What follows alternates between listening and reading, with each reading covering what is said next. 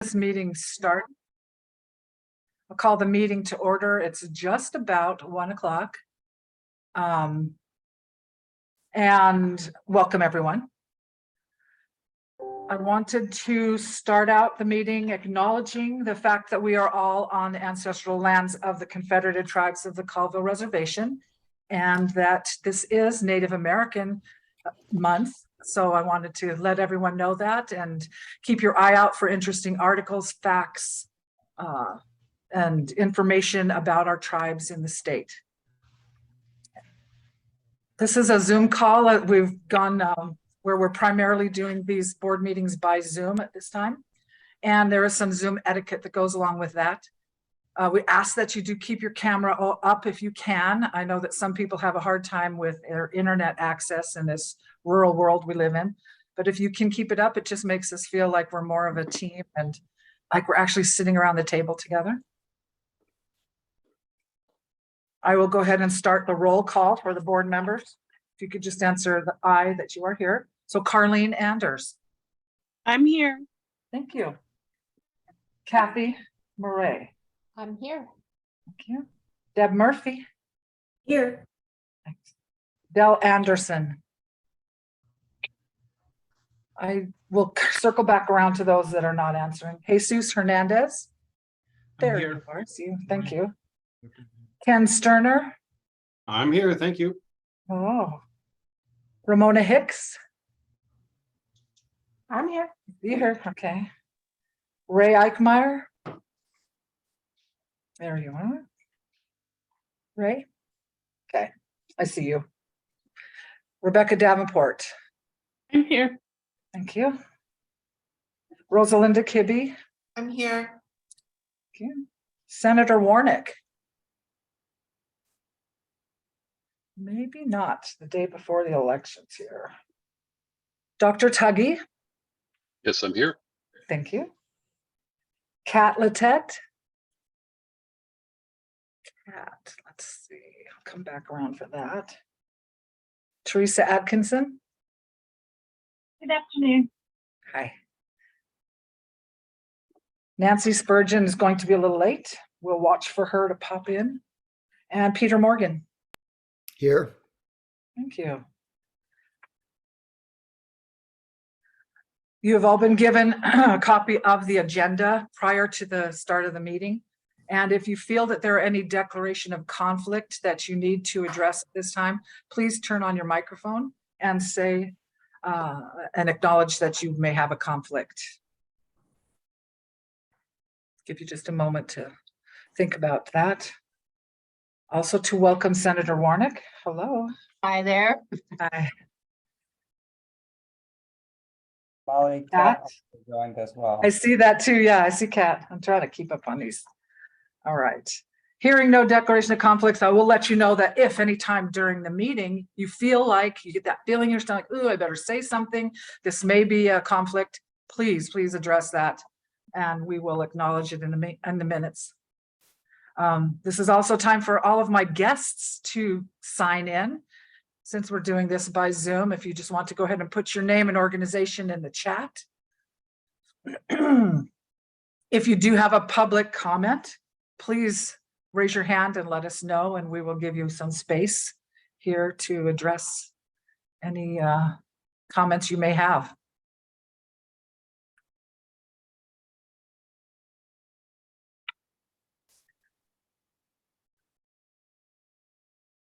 Okay, I do have a notice that Dell may be a little late, but will be coming in. All right, hearing no public comments at this time, I will go back around if we have time at the end of the meeting, if anyone has anything that they wanted to add. So thank you. You also have a copy of the consent agenda. Starting on pages 4 through 7 are the minutes, and 8 through 13 are the monthly financial report. We have an approval for the consent agenda requirement for this. So instead of going over each item individually, I would like to ask for a motion from the floor for approval of the consent agenda today. So moved.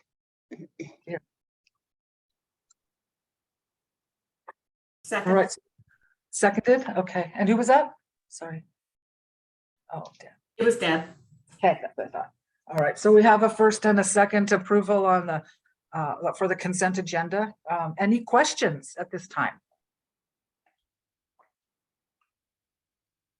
And hearing none, I will go ahead and ask for a vote on this. All those in favor of the consent agenda say aye.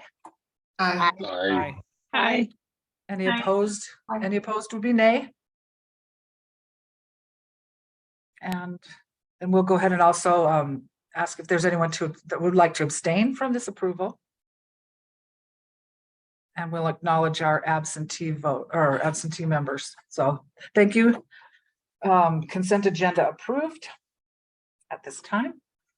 And I ask that Acting Executive Director John Chapman step up and give his report.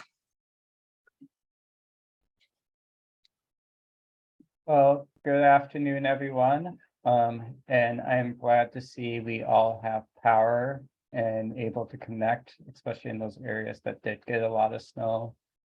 Last night, I will share that I was excited that my daughters and son wanted to throw on their cross-country skis last night and get rolling, even though really we did not get enough snow and we're naturally sorry. And then right when I talk, my phone goes off. Also, just good to see a full house. I think we got almost all the board members here today. So thank you all for that. I'm just really going to go through and give some of the basic updates. So starting with some of the things occurring at the state level. I think I've brought this up in the past, but in the last few months, CMS has talked to the Healthcare Authority about the 11-15 waiver renewal that is going to be going on next year.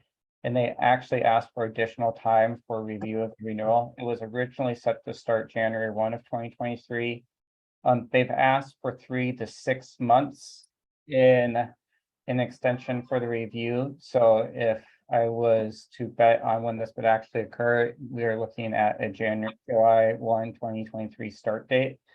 What that means for us really is what the Healthcare Authority has done is that they've extended the original contracts and the original waiver for another 6 months.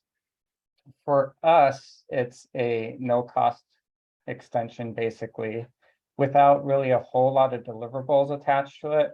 But ultimately, what it does mean is that we're going to stay in partnership with the Healthcare Authority as we're planning the implementation of the renewal waiver.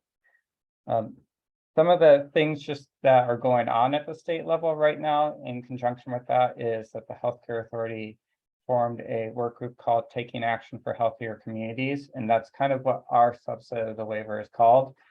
And the focus of that is really how we look at implementing across the state what they're considering as a community hub or our vision of community-based care coordination across the different regions within the priorities of the waiver. And so I sit on a work group that has MCO representation from 3 MCOs, 3 of the accountable communities of health are on there with representation, as well as the Healthcare Authority. And within the Healthcare Authority, it's both policy and operations shop individuals. So they're getting a mix of those who are focused on the policy piece of it and those who are looking at how we really operationalize some of this stuff when we get to the waiver renewal, which is, you know, honestly, and I was telling this to someone else today, it's the first time I've been in a work group with the Healthcare Authority where it wasn't just a policy shop. So it's really, to me, a step in the right direction. Because normally what I see is the policy shop advocating for one thing and it not always coming into fruition when it gets operationalized into the Medicaid product. We're also working across the ACH EDs to look at financing mechanisms for the waiver renewal moving forward. I know it's not going to be the same way or shape that the original renewal looked like, where we had a lot of flexibility in the funds and a lot of ways that we received the funds.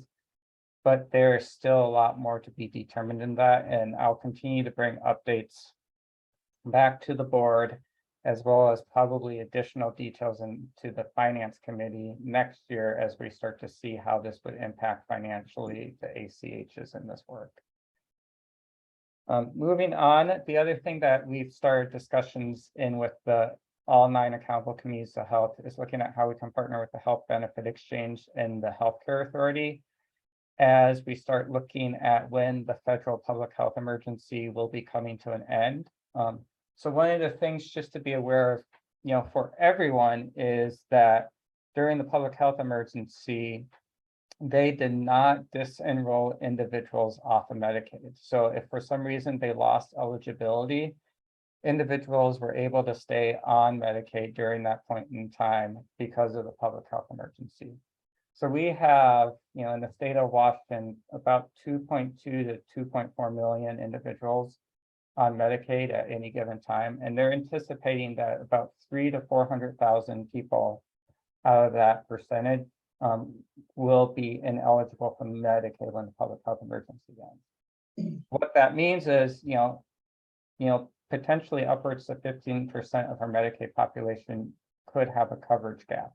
What that also means is that there's going to be a lot of communication and a lot of ways to understand where people can access coverage after they lose it from Medicaid. And so what the ACHs are looking at is how they can support that communication and connection with the community-based organizations to help get that message out so that people really know what options they have available to them once the public health emergency ends. Another thing that's occurring statewide is that the ACH EDs are starting to work with and connect with some of the local health jurisdiction administrators across the state. And we're actually next Monday going over to the Washington State Association of Counties meetings to meet with local health jurisdiction administrators to talk about how ACHs and the LHJs can work better together moving forward. There's been a lot of discussion and a little bit of attention about how we can collaborate and making sure that we, basically support and align each other, then getting into each other's swim lanes. And how can we really form a greater partnership? I think with the expansion of foundational public health dollars, with the ability of the LHJs really to kind of get their head above water past COVID and really focus on what they've always been meant to do, it's caused a lot more need and really a great opportunity to see how ACHs, through the way we work, can better align with the LHJs and we can partner together. But what it also creates is a number of questions across LHJs, across ACHs, across the Healthcare Authority, across DOH. And so it really is just going to take time to work those details out. On the ACH Association and Lobbyist front, I just wanted to let you guys know the ACHs did select a lobbyist, Melanie Smith, that we'll be working with over this next year to really focus on education and advocacy at the state level about what accountable communities of health do and where some of our focal points across the 9 regions are to support advocacy and the work that we are doing. One of the topics that is going to come up over this next year is B&O tax. And so this last waiver, there wasn't language in the state legislature that the waiver was exempt from B&O tax. So some of you may remember early on when we got those original $6 million from the design funds, we ended up having to pay B&O tax on that. And we ended up having to get a special bill passed in the legislature to get the rest exempt. So we're trying to be proactive on this before the waiver renewal gets in front of us, because we know those issues are going to come up again and that we're going to need to make sure that we have a process in place in conjunction with the Healthcare Authority so that we are not subject to B&O tax on this one. I see Teresa has a hand up, so. Yeah, super excited to hear about the lobbyists being selected. Will we get FaceTime as an ACH with the lobbyists and maybe even set up some legislative priorities? I know it'll be too late for this session, but just thinking in the future. I don't know that we've discussed individual FaceTime across the ACHs at this point, but I'd be more than happy to bring it up as a topic. We've really been focused on kind of those immediate needs and how on those needs that we can work across the ACHs on first, just as a small win. But that is a good recommendation, Teresa, so I'll bring it up across the 9. and see if other ACHs are on board with that. Senator Warnick.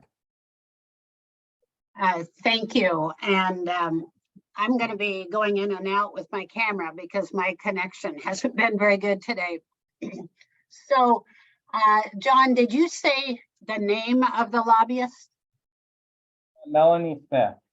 Melanie Smith. Okay. So she's currently hired by NAMI and the Okay. HUD's program. I would say Okay. she's probably a little less known as overall in the lobbyist field, but probably a more of an up and coming individual than a consistent individual. I think I'm meeting with them tomorrow, so maybe I'll get a chance to meet her.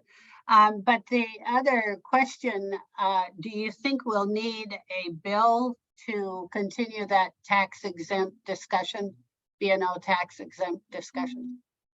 That is right now the current understanding I have. So we talked about, and I'm saying this off the top of my head, so don't quote me on anything.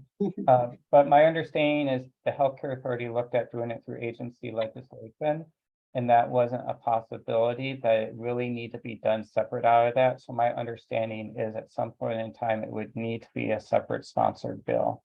Okay.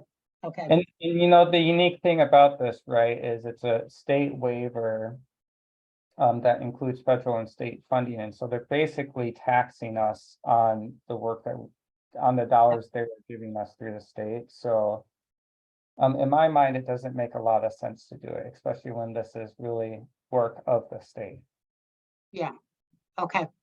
Thank you, John. You're welcome. Ken.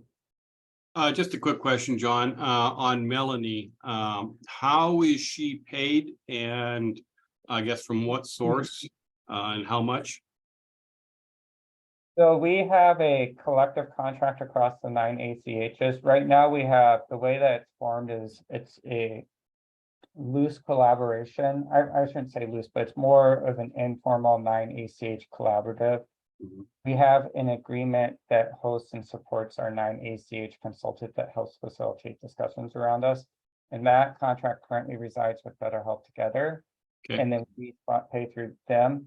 The lobbyist contract is actually going to be held by North Sound Accountable Community Health, and then we will pay dues through them. And it is, I'm going to give you a rough estimate here, but my understanding is it's around $60,000 for a year. And then that's split between 9 accountable communities of health. Okay, and that's for everybody, correct? All 9? Yep. Thank you. Yeah, the goal is to move it into an association structure. We're trying to figure out what that association would look like. And then those 2 contracts would actually fall under the association and be managed through that. So we would pay dues into the association, probably in a similar format that we are doing now with the collaborative, and then the association itself would pay out the funds. And there's been, just as an FYI, there's been a number of discussions around, even through the association, how a lobbyist contract would look and reflect on a 501c3. And we are seeking legal advice to make sure that there isn't any conflict or any risk to our 501c3 status, and a number of other ACHs are in that exact same status. Okay, good. I appreciate the questions, guys. So if there's others, keep them coming.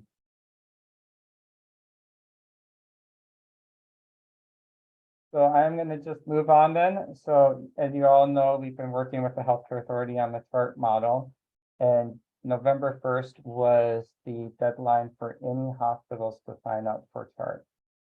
None of the North Central hospitals did sign up for it.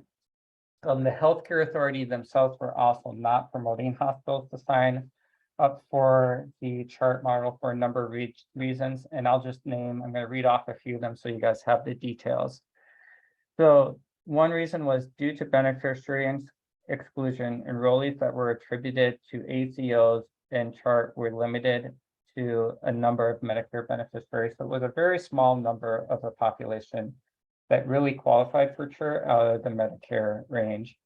There were no resources for hospitals or the healthcare authority to address reconciliation discrepancies or other contract termination provisions. So really what that meant is that if hospitals wanted to get out of the contract, it was really up to the determination of CMS if they had a justifiable reason. If hospitals wanted to argue about any adjustments to payment, it was really up to CMS to determine if they felt like those were reasonable adjustments. There wasn't really any negotiation power for the hospitals if anything were to change for chart. And so a lot of the control and power was with CMS. And then there was still just a number of unclear expectations around data submission reports, evaluations, and how some of the waivers would work for hospitals.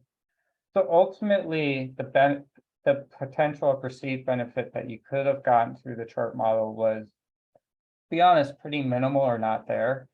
To the number of risks associated to signing up were just significant that the healthcare authority didn't recommend signing up, and the hospitals as well chose not to sign up. And my understanding in our conversation with Teresa Tamara today was that none of the states across the nation signed up for the chart model. And so at this current juncture, next steps are to be determined, and I'll continue to give you guys an update. It really depends on if CMS looks and sees that no one signs up and just wipes their hands clean of it and moves on in life, or if they recognize the signs of what that meant and come back and make an adjustment to what was recommended. And that submission was November 1st, and so really at this point I would say they're probably trying to determine their next move or their next response, and so we're waiting for that.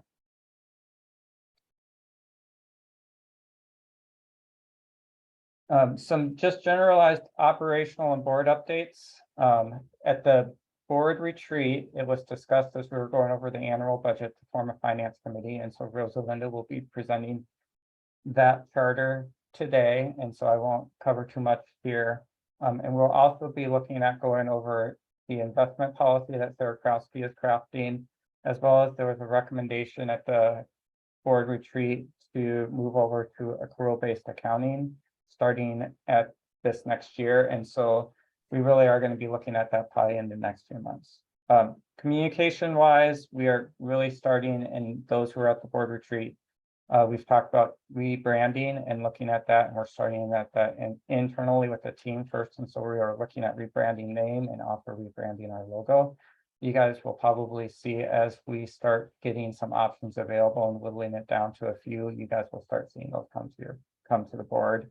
We're also updating the web page, and right now I think current projection is that we would have that done by the end of January. Ken, you unmuted? Is that you have a comment or you just unmuted? Oops. Just want to make sure I don't leave you out. Board recap. I just want to thank everyone who attended the board retreat at the Pateris Brewster Community Resource Center. I recognize that it's a long day and individuals had things that came up. We had a great time. We utilized, and at some point we will bring this back to the board, an eco-cycle planning where we go through this planning and mapping exercise where we better understand where all of our programs are at as a team. And I really want to thank Caroline and Wendy for bringing that to us through Liberating Structures. And we utilize that to run through to the board where we are at with a lot of our programs. It's really, actually, I would defer to ask if it's really tough to do that remotely. So I'm not promising that I can give you a good example right now. But as we get into future retreats and meetings, we will be looking at doing that routinely throughout the course of next year. Sarah Krowski spent some time going over the budget, and I really just want to commend her on the work she did for that as well. So it's just a nice retreat to center on a lot of the programmatic pieces that we did, as well as getting an understanding of what our 2023 budget is going to look like.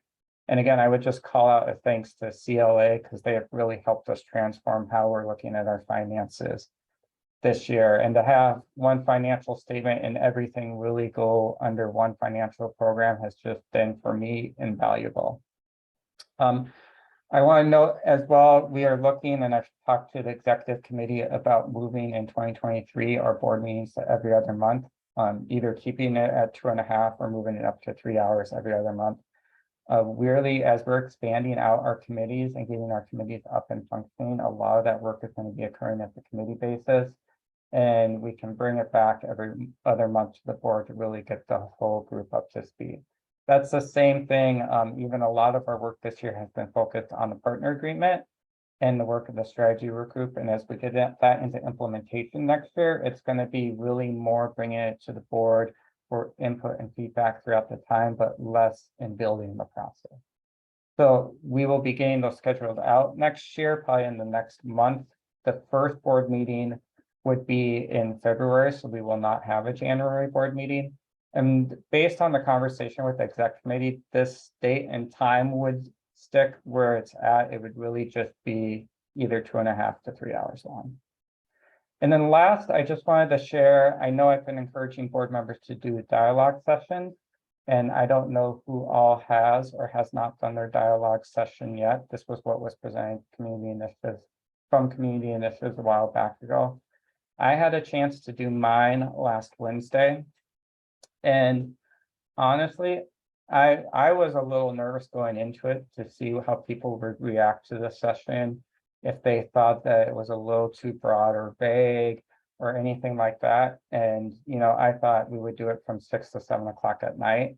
I had 5 people join me in the session. We ended up doing it from 6 to 8 o'clock at night, only because I had to stop people from talking so much so that we could proceed through the dialogue session.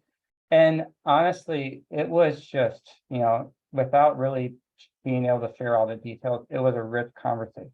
I had 2 individuals who are normal, usual suspects of NCACH work, a few individuals who are still in the healthcare field, but only know about NCACH because they interact with me from here to there.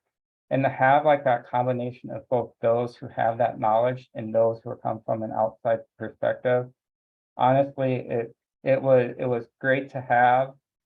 It was great the way the dialogue went in the discussion. Everyone just said, oh my gosh, I feel like I'm in the rat race from 8 to 5. It was just great to sit down and think about what thriving means to my community and to the work that I do.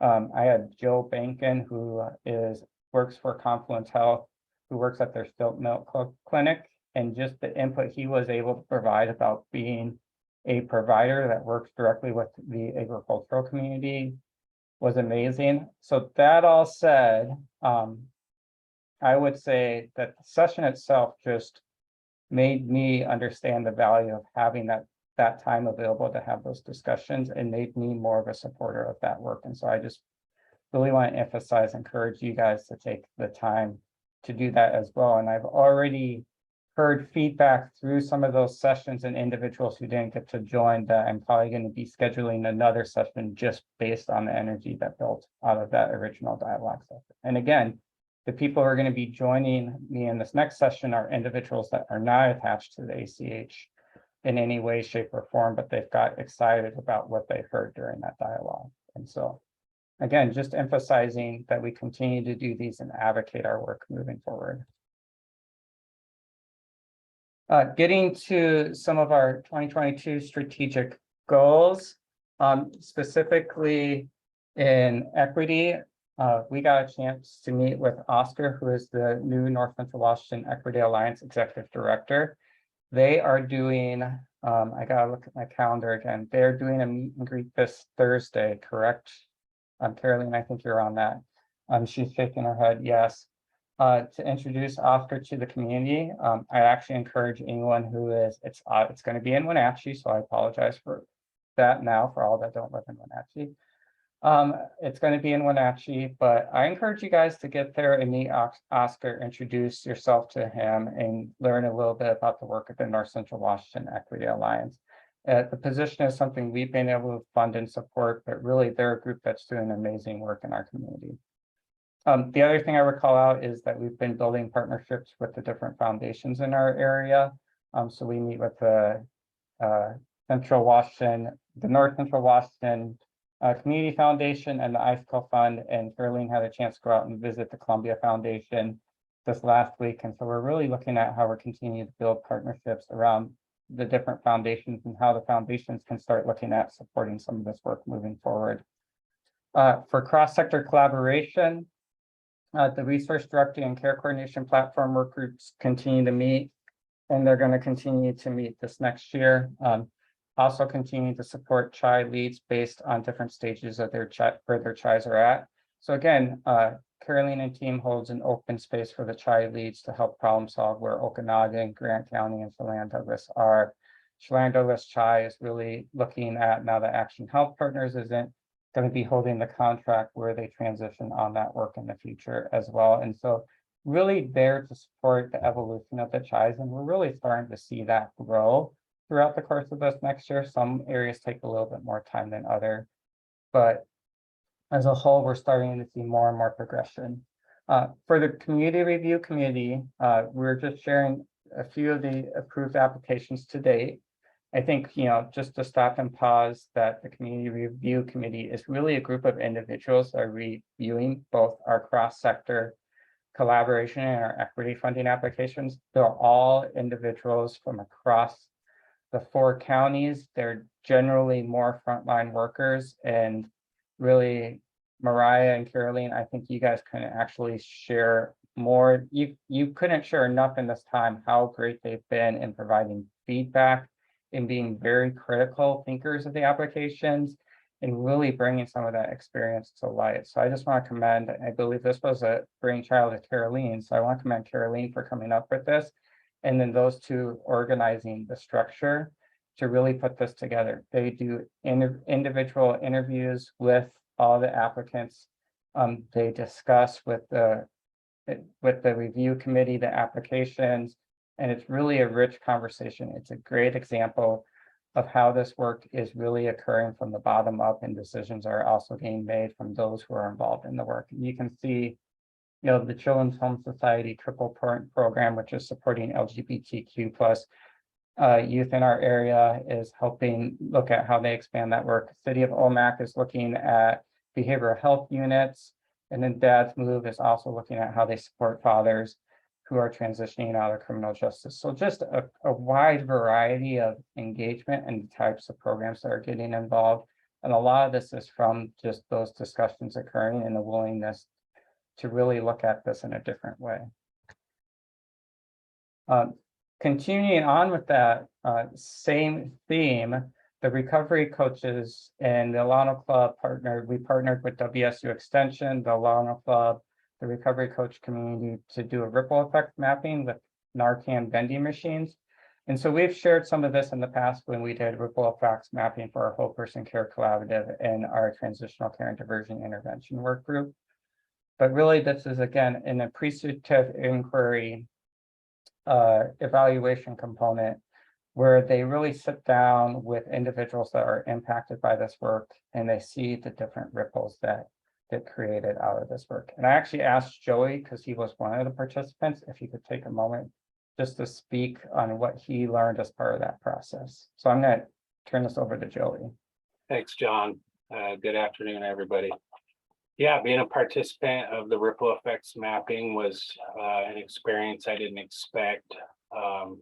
Having stakeholders and recovery coaches and people who their life was saved by that specific vending machine in the same room, discussing how these have benefited our different communities was an awesome experience. I really look forward to seeing what the actual qualitative data looks like. We haven't got it yet.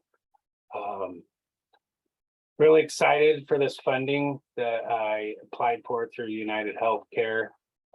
They reached out to me and wanted to support this project. They heard about it through the 2022 opioid summit that I got to present the vending machine project to, which was roughly 130, 140 people from all over Western United States. And they want to support it. And so we're hoping to be able to use this funding to put more vending machines in some of our more rural parts of our region who have the fentanyl crisis going on and want this access to Narcan to be available. I actually met with the Recovery Navigator program this morning, and a lot of our law enforcement were there, and they shared with me that they just got the data on overdoses in our I think it was Chelan Douglas. It wasn't our whole region. And there were 28 overdose deaths in 2022, and 19 of those were fentanyl related deaths. And in 2021, we had 6 total. So that's like a 500% increase in just 1 year. And it just, those statistics right there just show why a program like this that's really low barrier and easy for people to access is important. And being able to place more machines in our region, the machines are actually the cheapest part of the overall project. I think they're $5,000 a piece, which is very minimal compared to the cost of Narcan to support these machines. And then we had 55 overdose reversals in our region, which is on an average of 1 per week, which is amazing. Those were 55 lives that were saved, that are people's parents, people's sons, daughters, family members who are lost in their addiction, and we were able to put this support in our community. I could continue to talk for hours, but I don't think John would like that, but thank you guys. Well, and before I give it to Teresa, I just want to say Joey is overly modest about everything he does. So we've been trying to encourage him to talk himself up way, way more, because his work is really rippling across the state and even across the country. So Teresa. Yes, Mr. Joey, have we put together a fact sheet that kind of summarizes how the vending machines have been utilized, like numbers distributed, the saves you were just referring to by location across the region? I would love to have that information to be able to share it. Yes, we actually collect quantitative data. It's voluntary, based on the person who's utilizing the machine, whether they feel comfortable putting out information like that or not. And I think it's less than 10% people actually input the data, and it's just a scan code on the box of the Narcan. And we collect all that data that you just asked for. Number of kits, it's well over 1,000 now. And I just got a notification on my Facebook a couple days ago that it was a year ago then that we put the Grant County and Chelan County vending machine in place. And so in 1 year, we've given out roughly 1,000 kits and have had 55 overdose reversals.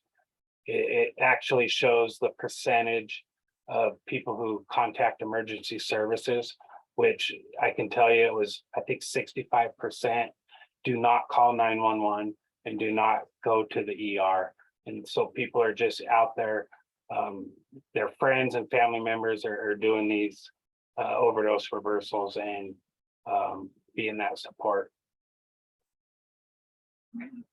Fantastic. I got the opportunity to listen in with Joey and the others that evening, and thank you for the invite, because it was very insightful. We brought our harm reduction coordinator along so she could hear you guys' stories and how the vending machines have impacted them, but also just hearing about the struggles of access to care and those barriers to seeking out that care. In a way, these vending machines are helping to fill a little bit of that void, unfortunately, but at least it is that low barrier, like you said. Mona. Hi, sorry that my internet is so slow. Joey, just wonderful work. And I would I too would really like to have the information and statistics to take back to my hospital board to let them know about the great work that NCACH is doing. Yes, we'll get that. And you, I can get all that data to all the board members and share it with you guys, so you guys can share it with your communities as well.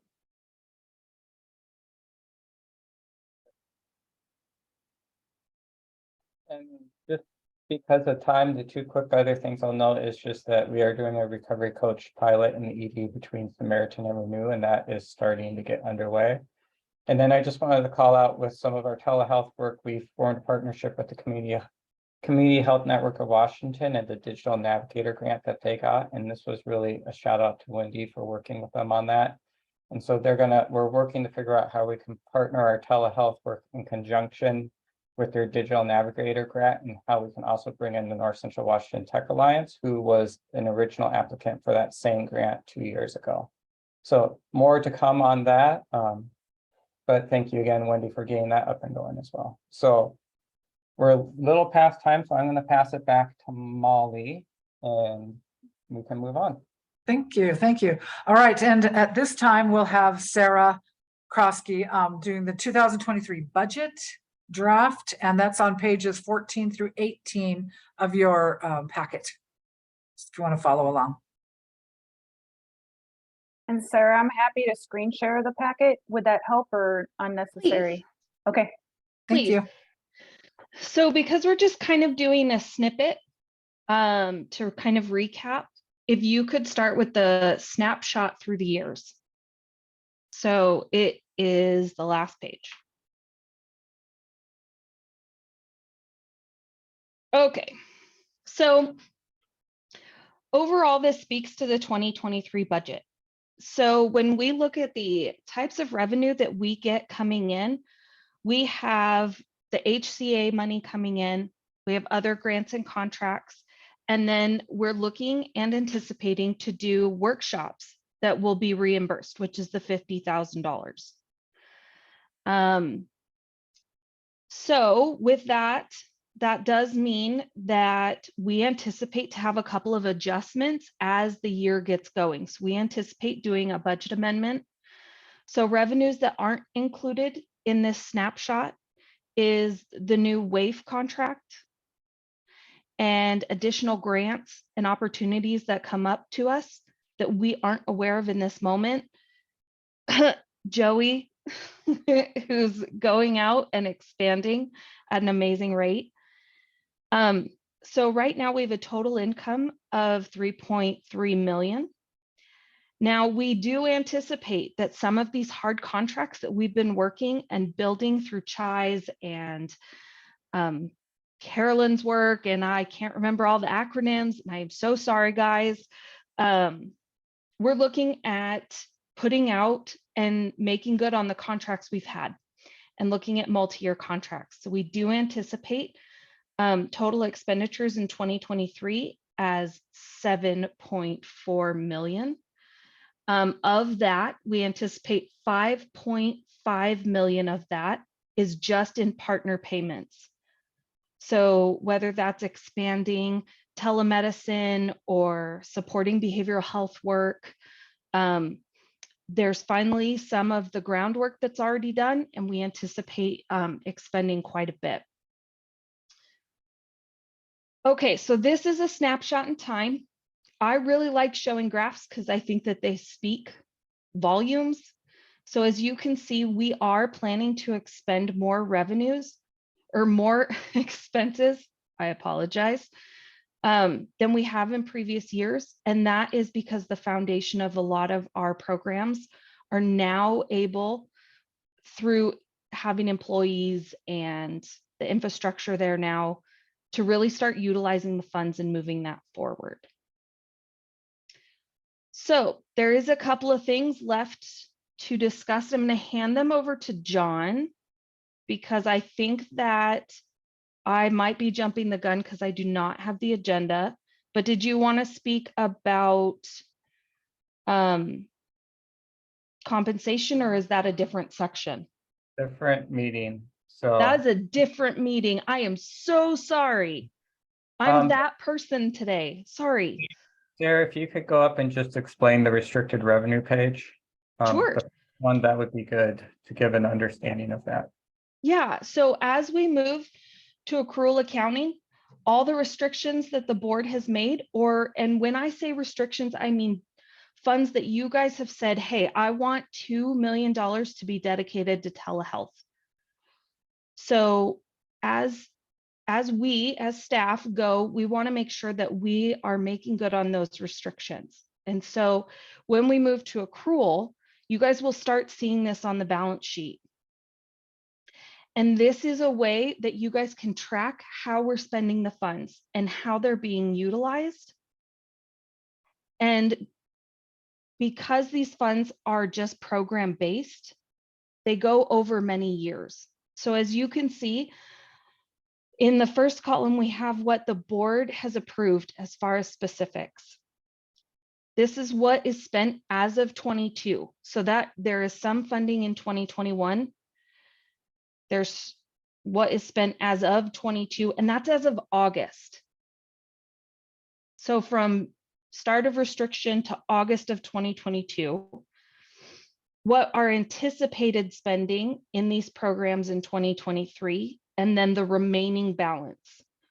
So of the 6.8 that we started with, we're looking at ending 2023 with only 2.9. So we're looking to expend quite a bit of it, not quite half, in the next year. And Sarah, I would comment that Sure. we spent some time going through this and we shared it at the retreat as well, but ultimately these are things that the board has approved as funds to expend, but we've always just filtered them into budgets in the past, almost as like a maximum up to.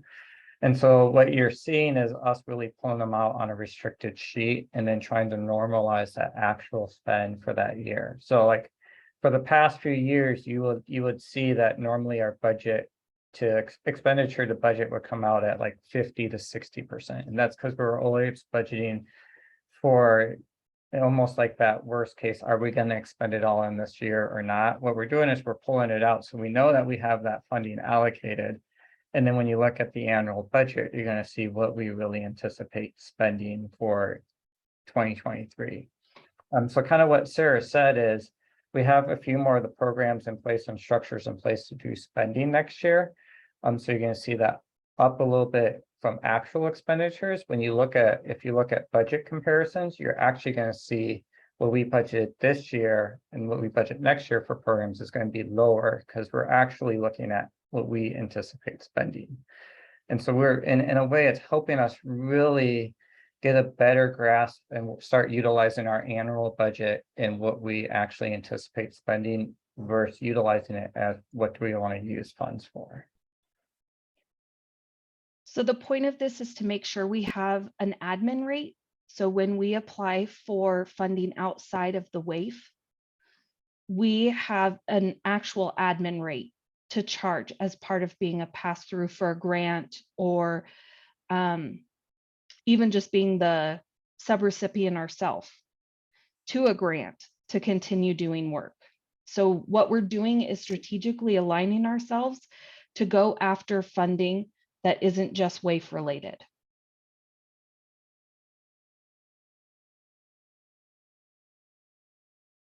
You guys look so excited. And Caroline, if you could go to the next page on that. I think to what Sarah was bringing up, this is how we're looking at breaking it out as a whole. And so if you scroll down to the bottom, you'll see really keep going a little bit more.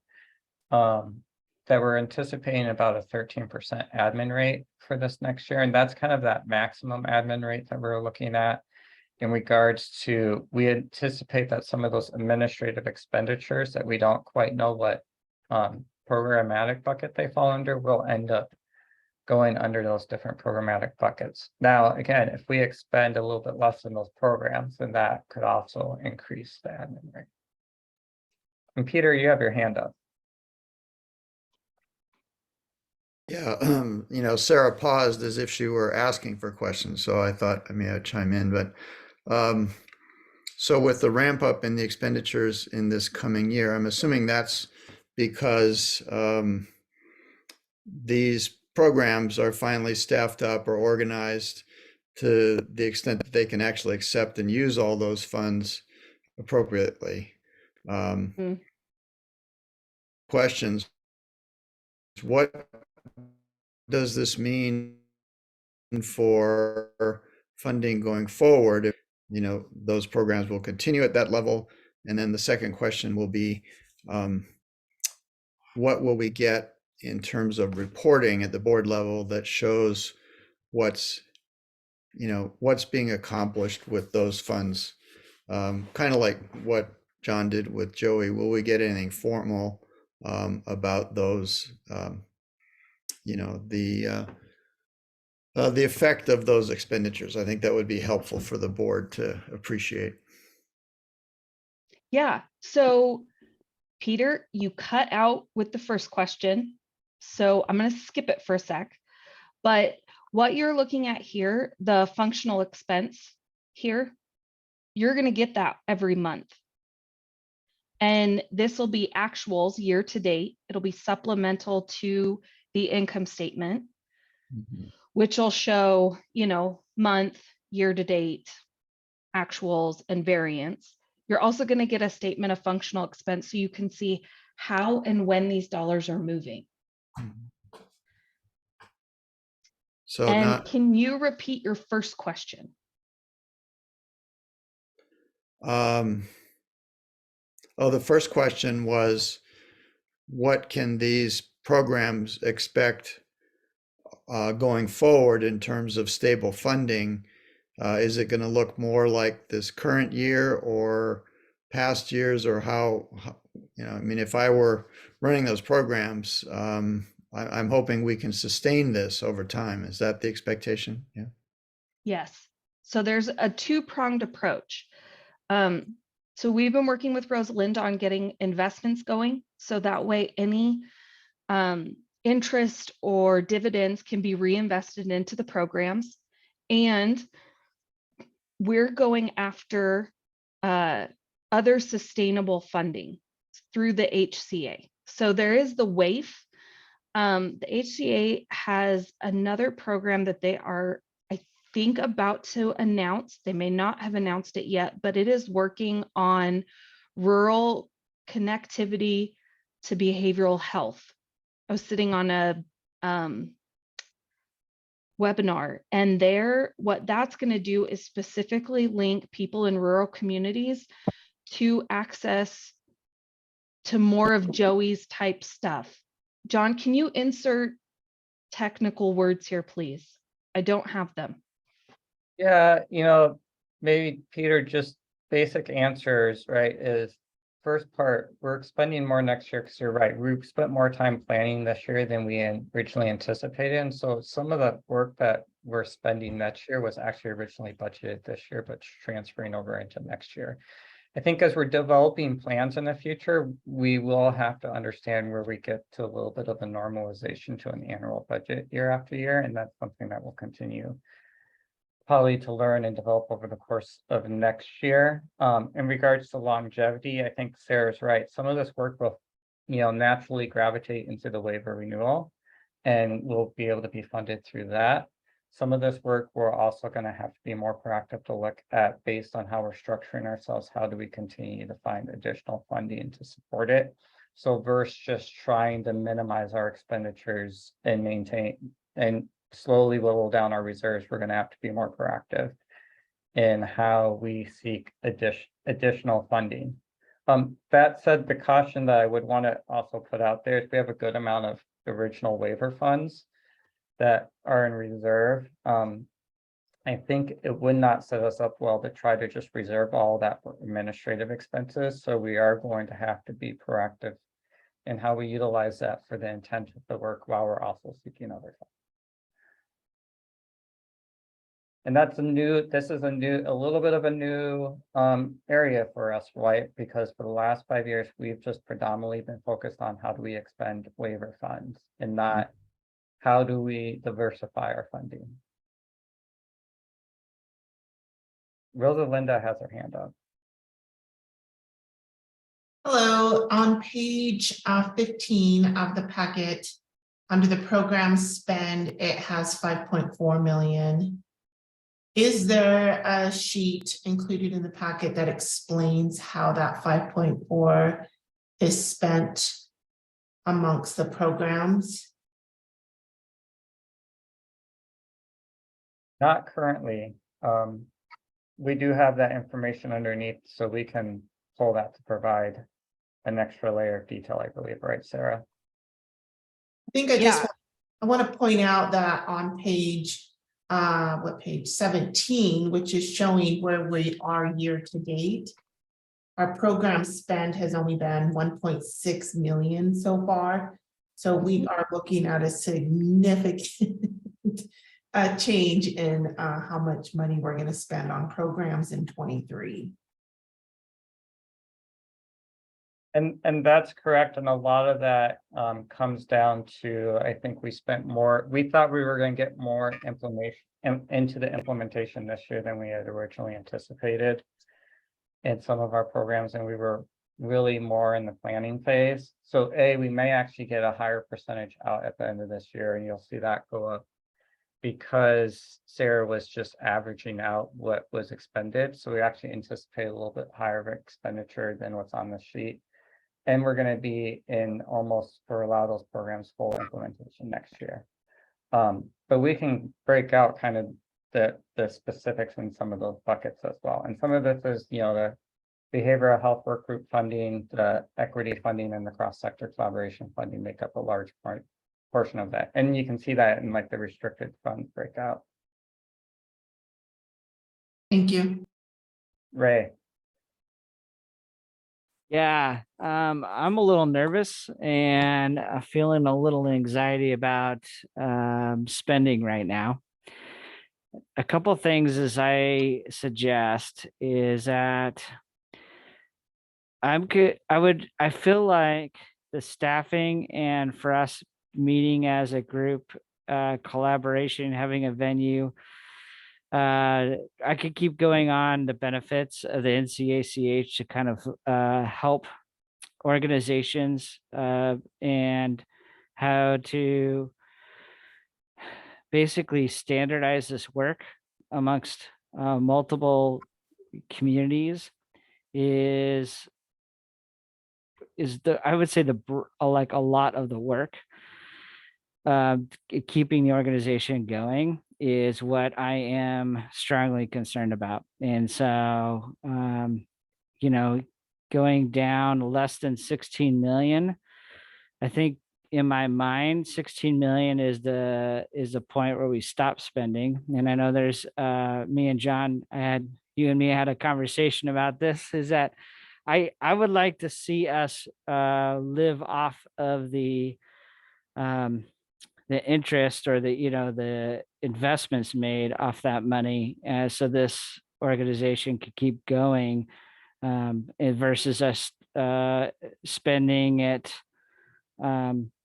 aggressively like we used to. We spend it aggressively to make changes, and I think that there's still opportunity to make those changes in a meaningful way, and sometimes that's going to take money, but other ways it's going to be an investment of we always talked about this from the very beginning of ACH, is that at what point do we invest back in to do this work because it's the right thing to do.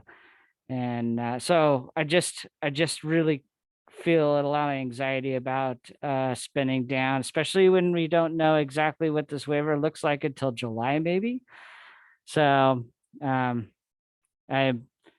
I don't think this is a good plan, kind of. And, I'll jump in because Ray and I had a long conversation about this. So he's sharing his insight. And I agree, like, I think we're we're to a point where we need to start looking at longevity and what that means as a whole. When we did the calculation on expend with what remainder revenue we have left, we have about a 4-year, I don't know what the cash flow rate, right? So if we kept our revenue as expected and our expenditures where they're currently at, we would run out of funds in about 3.5 to 4 years, which actually, in a way, puts us at the ideal time to start having this conversation and strategizing around how we do this work. One of the things, and I was on a call with Kat, so I'm picking on Kat a little bit as I see her in the bottom of my screen. We were having a similar conversation because one of the biggest fears or one of the issues when the original waiver got started was that ACHs would just take that money, put it in the bank and invest it for longevity purposes. So I think, you know, we want to be cautious in trying to do that too much, because what it does is it's going to make us harder in going after additional funds and even additional contracts with the healthcare authority, if that's what it looks like. So we don't want to just take what we originally got to do that. We want to be strategic to figure out how much of that we can do, and then how much we need to continue to expend for the original intent of the waiver. So I- I would, sorry, Go ahead.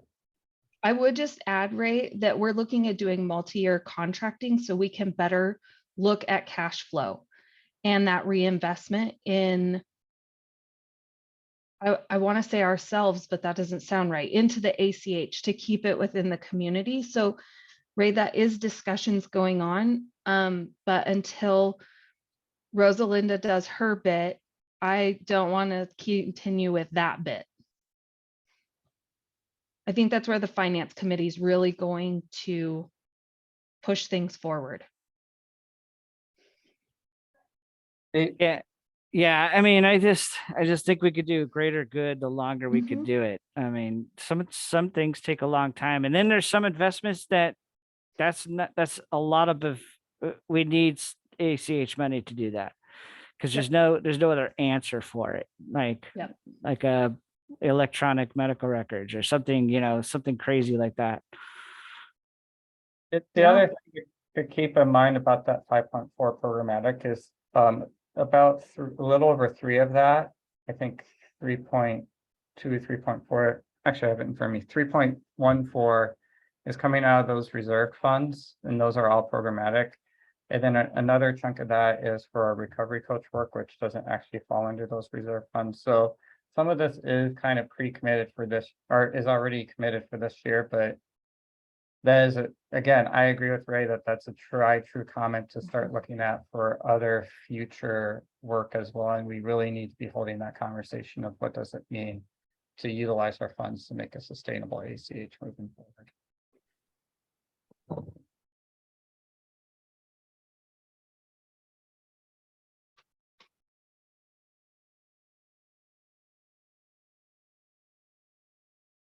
All right, Sarah, are you done at this time? A Kat has her hand raised. Oh, okay, thank you. Yeah, no problem. Hi, everybody. Kat from CHPW. So I think a question that I just have, and as we sort of start to look at the funds, what would be helpful is also considering a breakdown of how funds.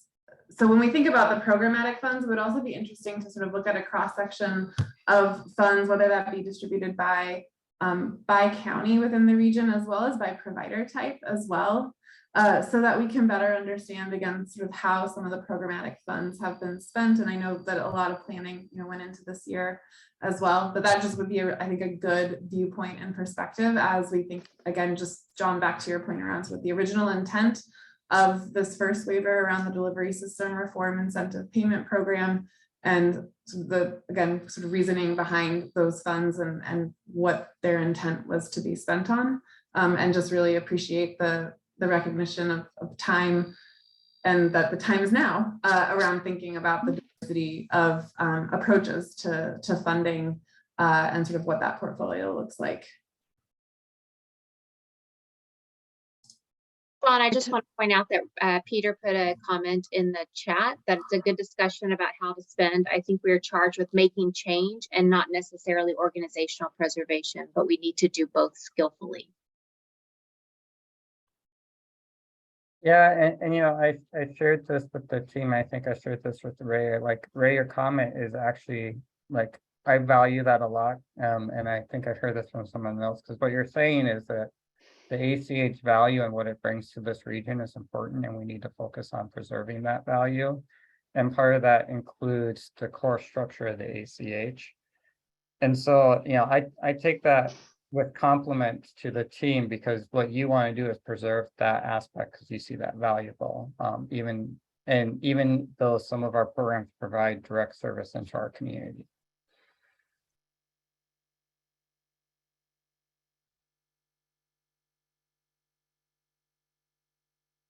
And I agree, this is a perfect time to hold that. So Sarah, I think we'll have some follow-up to bring back to the board in December to do some additional breakdowns and additional information at the December meeting. Thank you, Sarah. And don't get too far away because we're still talking finances. But at this time, I want to welcome Rosalinda Kibbe for the Finance Committee updates. Good afternoon, everyone, and what a perfect segue into what we need to be doing on the Finance Committee. And so in your packet today, you see the board decision form for the Finance Committee charter and the actual charter itself. So we're on pages 19 and 20 of your packet. And basically, the Finance Committee gets to spend extra time working with the executive director and the accountant on analyzing quite a bit of the information before it comes to the board. And, you know, we will establish guidelines and things like that that you see in the charter there of the things that we will be responsible for and how we will go about doing that. And once again, making sure things are properly prepared and presented to the board. So just in an overview, if anyone did not get a chance to look at it, we are specifically to support the development of an annual budget. We're going to review budgets and fiscal policies. We're going to report to the board any financial irregularities, concerns, or opportunities. The Finance Committee also recommends financial guidelines to the board, which I think we will go back to the board and develop those guidelines together. And then we want to oversee short and long-term investments and work with the auditor on annual audits. When Ray was proposing that the organization pay for itself via its investments, I'm like, well, we're going to need about $2 million a year in investment profit to support ourselves. That's a lot of, yeah, good luck. That's hard, especially in today's market. But those are the kinds of things Finance Committee needs to talk about, and we need to establish those goals. Are we going to have a moderate or a conserve or an aggressive investment policy? How much cash are we going to keep on hand at all times? All those types of things are very important, and the Finance Committee needs to work on those things. So at the board retreat, we were having fun electing other people to the to the Finance Committee. We were throwing around some names, and lo and behold, look whose names are on the list. Myself, yay, and there's Peter Morgan and Teresa Atkinson.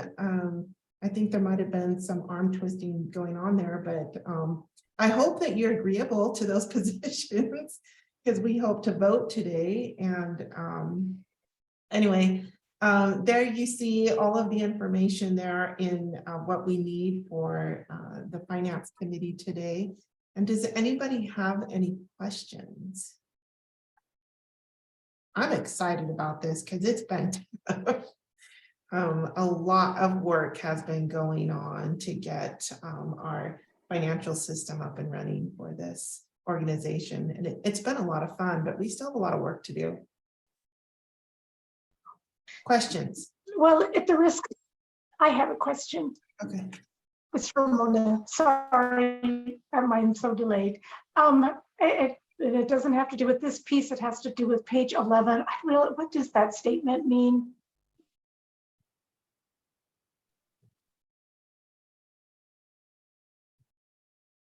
There's two.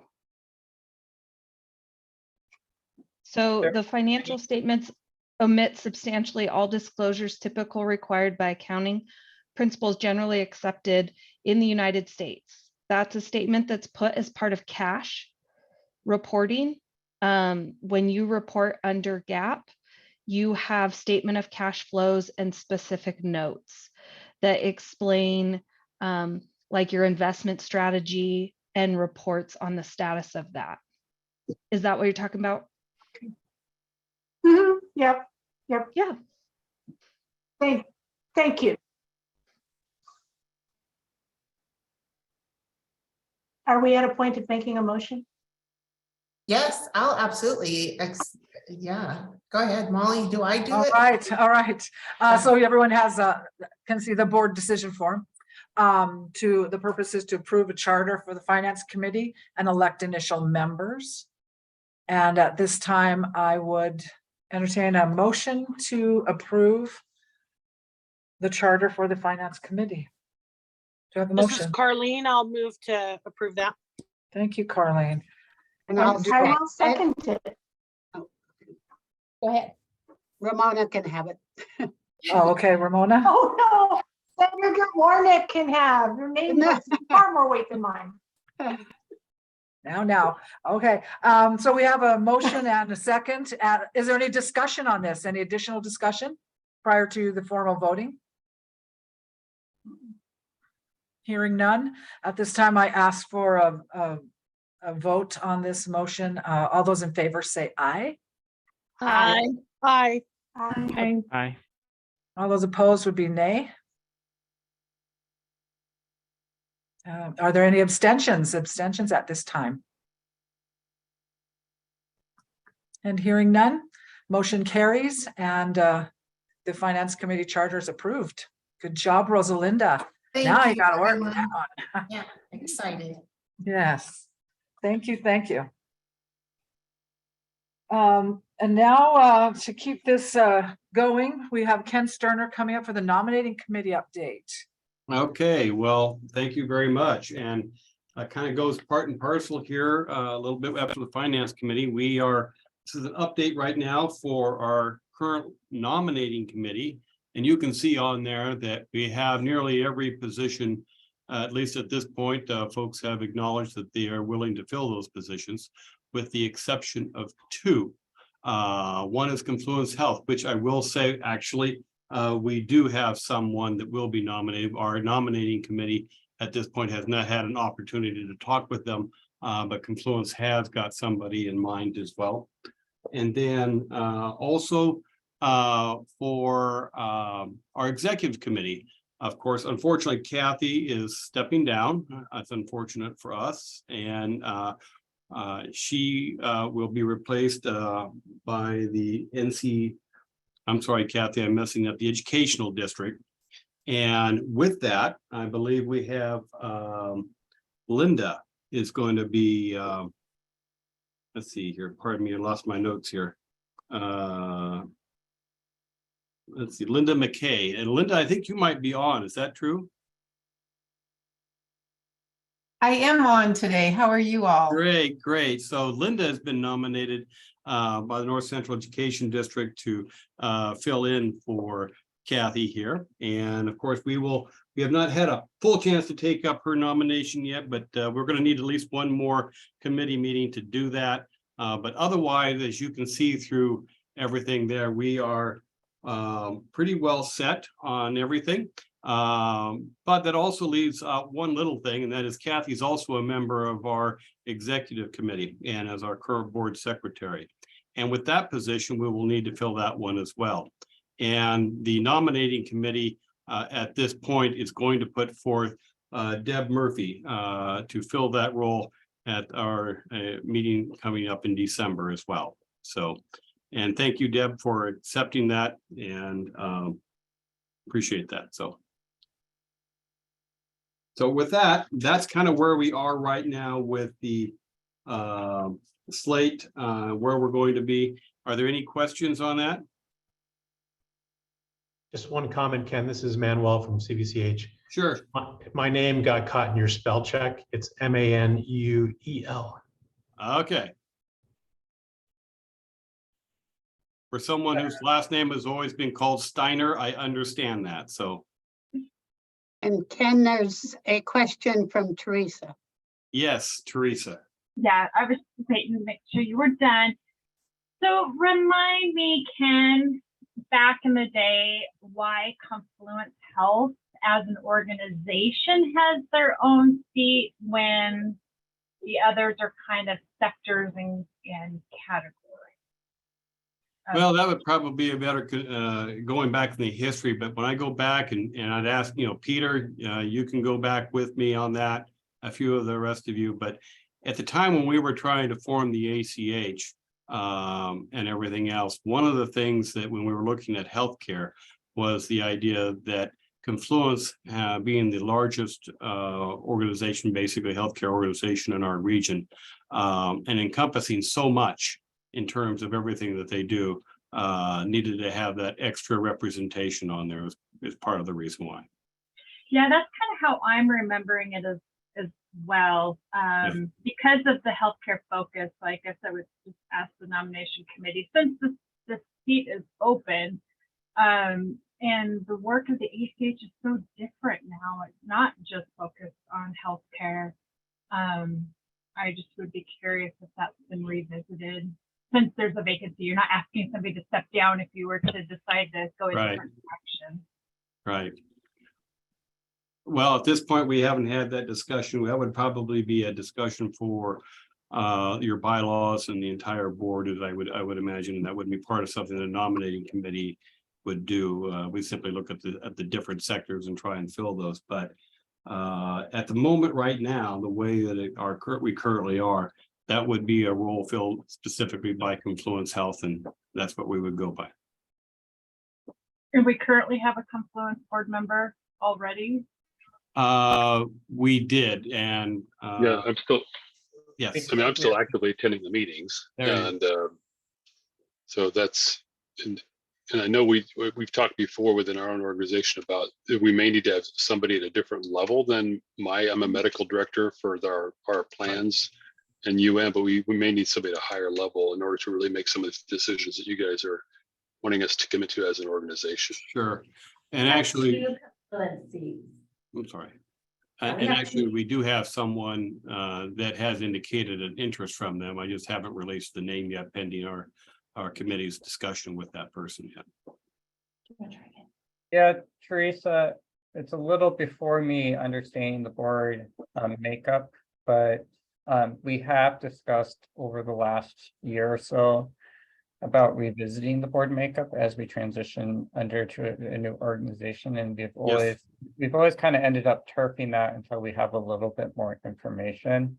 So part of this is just the nature of we haven't spent the time of revisiting those discussions today, and so we've kind of just kept the structure as is today.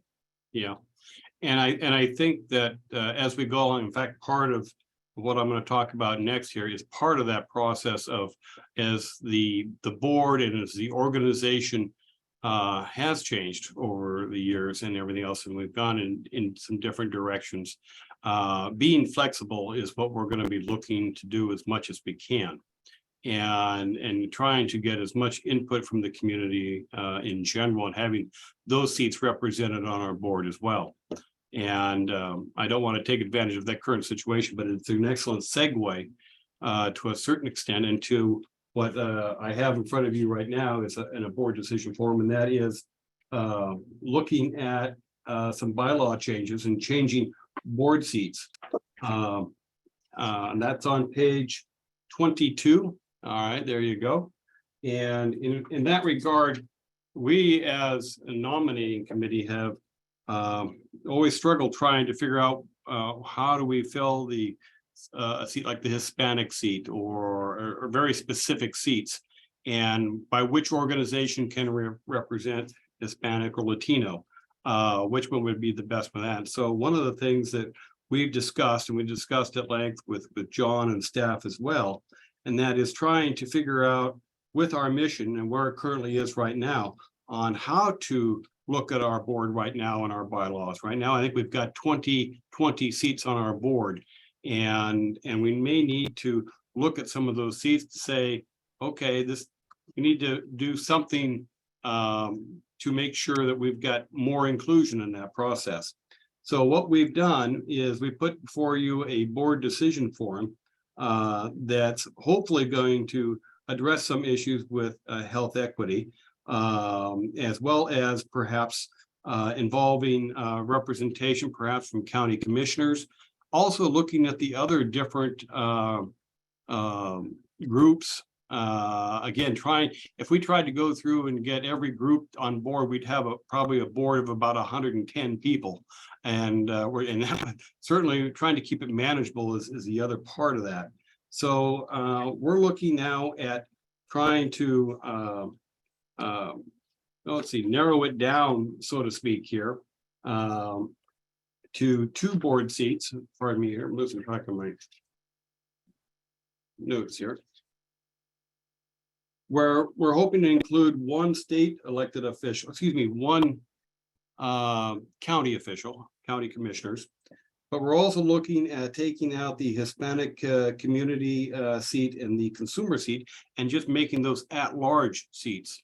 That gives us more flexibility to work with other groups across the region, any group for that matter, including the Latino or the Hispanic folks as well. And just trying to, again, more diversity for our board and trying to address those issues. Is there anything else, John, is there anything else that you want to add to this, or any of our nominating committee folks that want to include something? Yeah, I just comment that for the consumer and the Hispanic seat, what we haven't been able to do is really fill them over the course of the last year. What it does do is put the onus on us in recruiting and even on the nominating committee as we review applications to make sure that we maintain regional diversity on our board. And so it doesn't necessarily say we will not look at those as factors of board members. I think what it says is that we need to be more cognizant as we recruit board members to make sure that we're looking at as a range, are we getting a diversity in culture and a diversity in ethics, a diversity in geography? Like, so across the board, we should be looking at how we better represent our region. Yeah.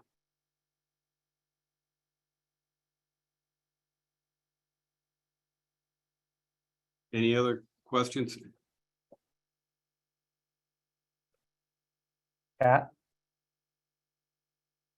Yeah, so I recognize the challenge around filling a seat with a consumer representative, and I still feel like it's really important to, and I'm not saying that that's not being, recognized, but I think by requiring it, it continues to put the focus and energy and attention in having that be something that is present on the board. And so I would just offer that I agree with the at-large and sort of removing the representation of an ethnicity within the space.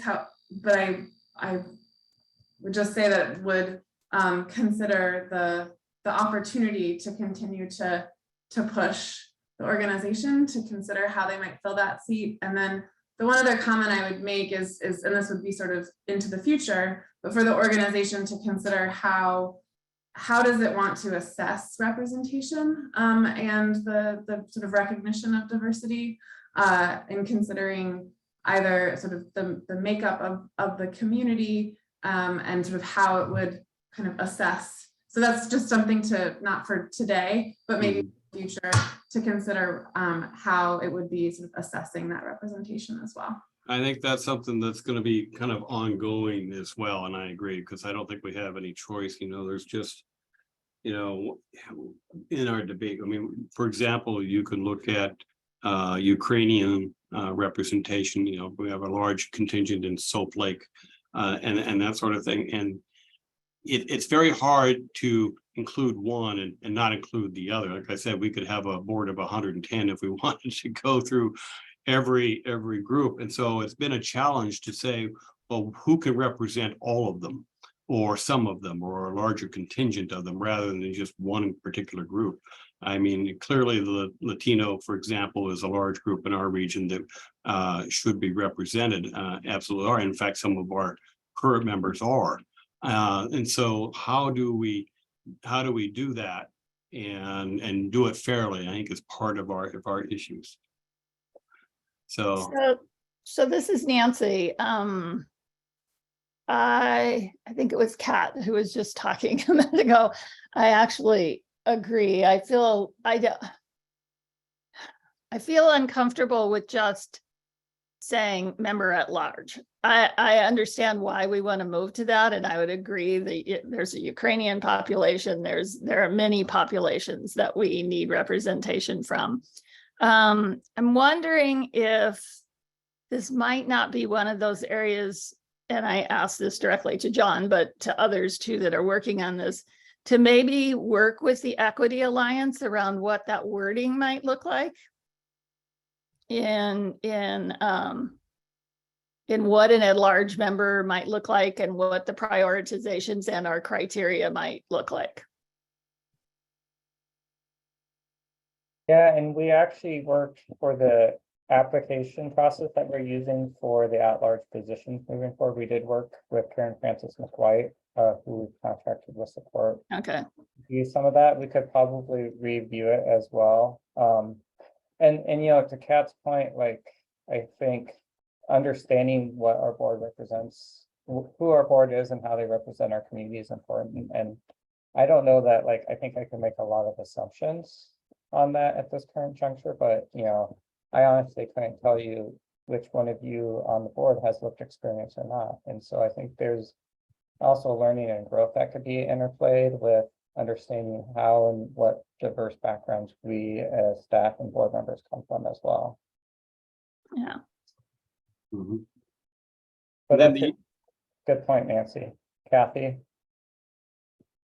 Well, I also agree with Kat, you know, and also Ken, you know, we can't have a board of 100+ people, but I think at the same time, we should be looking to make sure that we have pathways that are set up to bring those voices to the table, and whether that be through the CHI teams or through a board member themselves who is representative of any specific group.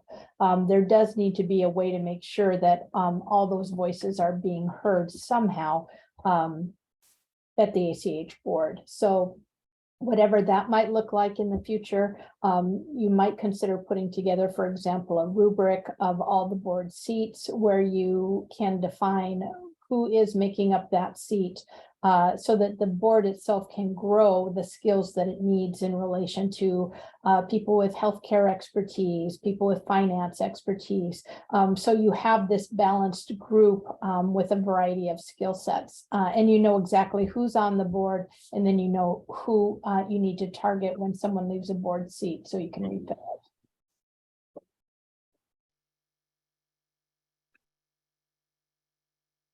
Arlene unmuted, so I'm gonna let her speak.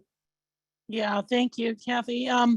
Yeah, we definitely are looking toward that holistic piece, and realize that should be part of the wording.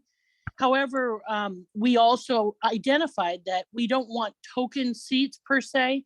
We want you know, there are people that are clients that may not declare that they are clients here on the board currently, that represent more than one piece. And so I think, Kathy, your idea, the rubric, would be a good idea, where we could all just mention what pieces we fit into, for all of us, and then make sure we fill those holes. You're exactly right.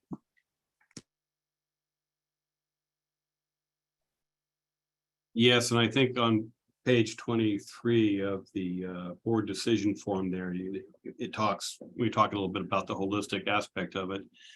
And again, it comes down to, do we want to be prescriptive Or if we do, to what extent, and how much flexibility would we want to do? Right now, we have a prescriptive in that the positions that we fill, for example, they have to represent the Hispanic community, for example. And that's one of the challenges that we have is, okay, there's lots of organizations out there, lots of groups that could do that. And how much they represent other ethnic groups, hard to say. And I like just bringing forward a thought or recommendation, because this has been an amazing conversation. We can pause on this recommendation right now moving forward, because we do still have time to build it out. It sounds like the board itself would appreciate a more holistic evaluation of structure, and maybe even being willing to look at the larger structural component as a whole, and then we could bring a bigger recommendation back to the board based on that. And I think that's I'm sorry, go ahead. Sorry, Ken, I just wanted to draw your attention to the chat. There's several, so I don't want to read them. I feel like you can all read them at your leisure, but there are several chats in there. Okay. And before I get to the chat and go through some of those, the other thing I want to point out is there's also in there talking about a nominating committee representing someone in an extra, for lack of a better word, local elected official seat. And again, that discussion we've been having that one for a long time, and that's regarding our county commissioners and having an opportunity to have someone on that local community level that's locally elected, and having someone on board with that as well. I would be interested in people's thoughts about that as well, and whether or not that's something that we would find of value. And with that, I'm going to start going through the chats here and see if I can figure out where we all left off. Judy, do you want to? Well, Ken, while you're looking at that, I would like to add my 2 cents about another elected official. You know, quite often the decisions we make could be of value to a county elected official. So like Renew or other organizations, or even our health district, having a county elected official belong also, I think would be beneficial. But I do like the direction this conversation's going, because we don't want to leave anybody out, but we want to make sure, without having 150 people on the board, that we've got a good cover for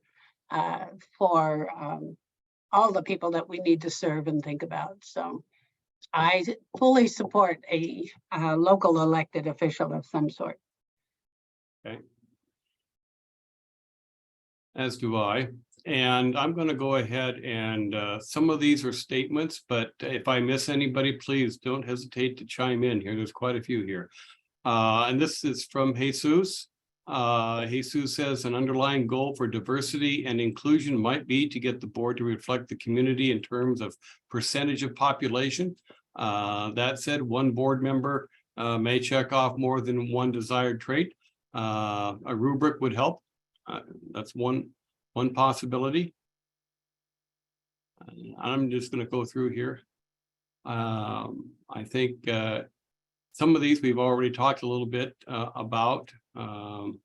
If I've missed anybody, please let me know.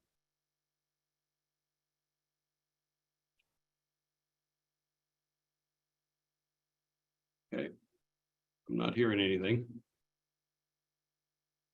So with that said, we have a board decision form here that at this point, it looks like we've decided not to put forth yet because we have some questions that still remain to be asked. And that includes the nominating committee recommending that the board add one local elected official seat. John, can we just do that portion of it, or should we just look at doing the whole thing as a whole? Because that is a nominating committee recommendation.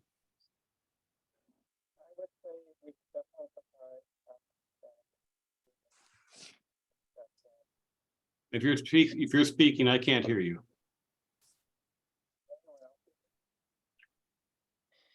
Nope. And Ken, this is Carlene. I Sure. mean, I'd like to move that if that's okay with John, once he can talk. Okay. Well, To add one position. to The add formal one motion position. would be to for the add ele- one. Uh-huh. Go ahead, Carly. ahead. To add one board member spot for a local elected official. Ken, just to, Teresa noted in the chat that the bylaws would also need to be updated if this motion passes. Correct. So I'll second that motion and maybe amend it to update the bylaws. Sounds good. Can you hear me? Yes, now we can hear you. I have no clue what that was. So yes, you can do that, but you already solved all the problems without me. All right. So, Carlene, looks like we have a motion to approve and a second. All in favor, say aye. Aye. Aye. Opposed? Abstention, same. All right, thank you. Carlene, it's back to you. Excuse me. Polly. Oh. Been a long day. All right, thank you. Thank you, Ken. All right, next up, we have Caroline and John on the strategic work group dates.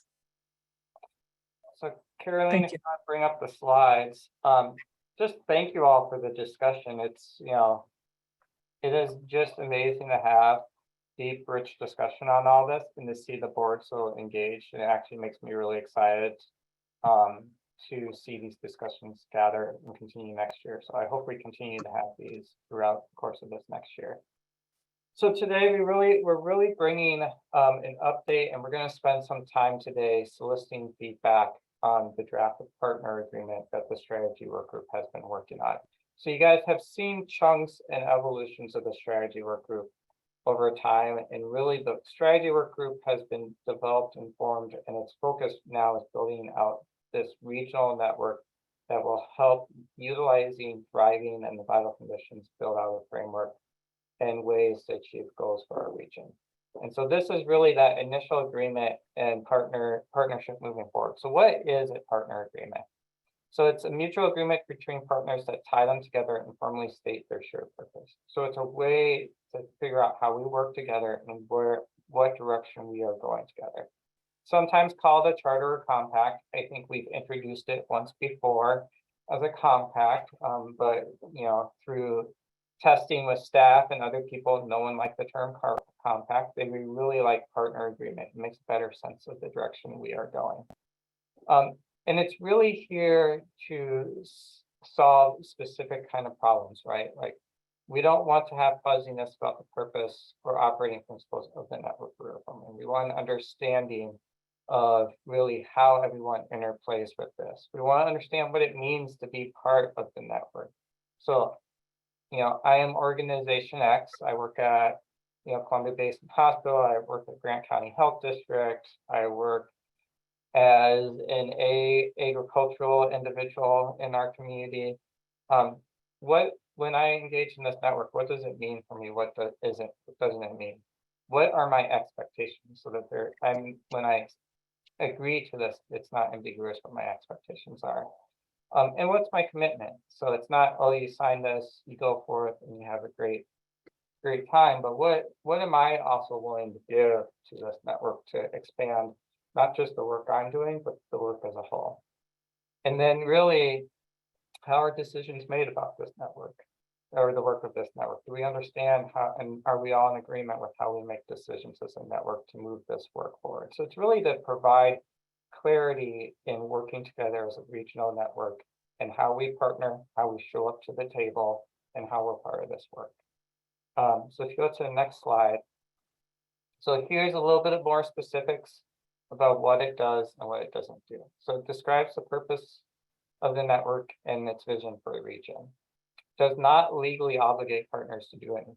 So this isn't a signed contract to say, you know, if you do X, Y, and Z, you know, we're not gonna provide X, Y, and Z. It's not a binding agreement between anyone that has financials attached to it. It presents the network's values and operating principles, but it doesn't eliminate the authority of partners' leadership structures. So this is what we all agree to be, but you still have a board that makes the decisions of the organization. You're still administrators, you're still CEOs, you're still part of an administrator, or you're still frontline workers that make day-to-day decisions in the organization. This doesn't change that. This just changes how we show up together and how we agree that we're going to be as organizations in this network. And it defines what it means to be a network partner. So what are expectations? What can members expect from the network? And what can of others involved in this work? So what are you showing up to the table? And when someone else shows up to the table with you, what can you expect them to represent? What it doesn't represent is the network's strategies or tactics. So it's not going to say, you sign up for this, you're going to do this, this, and this project. What we've endorsed is thriving in the vital conditions, so the framework for the network to operate in, but it's really up to the network to identify what goals and what priorities we're going to focus on as a region. So it's really getting us together and bringing the partners together for a shared understanding of this work. And so we're going to spend some time going through the partner agreement, and then we're going to break out into groups. I'm turning this over to Caroline to give the specific details of it. So you are up, Caroline. Sounds good. And I was just fiddling with the numbers to make up for time. So this is what we have planned. We're going to give everyone 5 minutes to kind of reread or read for the first time, if you haven't had time, the draft partner agreement. And the strategy work group members spent a lot of time already providing feedback to this, so hopefully it's in a really good spot. And then we're going to send you in breakout rooms to discuss the different sections. And I'm going to show you a couple question prompts just to keep your conversation focused. And then hopefully at the end, we can come back together and hear a little bit of the summarized feedback. So I will put the link to the document in the chat in a little bit here, but first I wanted to show you the questions that we're hoping you can reflect on. Are you seeing the Word document that I just put? Okay, great. So the first thing, so that people don't get lost or don't forget to do this, is nominate a board member to kind of report out at the end. And when you come back, when we all come back together, it'd be great to hear major kind of feedback. So generally, were members of your group feeling excited about rolling out the partner agreement, or are there hesitations? What's your group's biggest suggestion for improvement, right? Maybe there's something we can, a change we can make in the current draft that would really make it a lot better and clearer. Or maybe there's a big question you want to bring back as a group. So just make sure you identify somebody who can do that. And then we're going to take some rounds. I'll put the link to this document in the chat so you have it when you go in your breakouts, but we've just provided some guiding questions, some prompts for each of the sections of the draft partner agreement. And we really want you to take turns and just kind of reflect. Don't need to take notes, don't need to bring back detailed comments.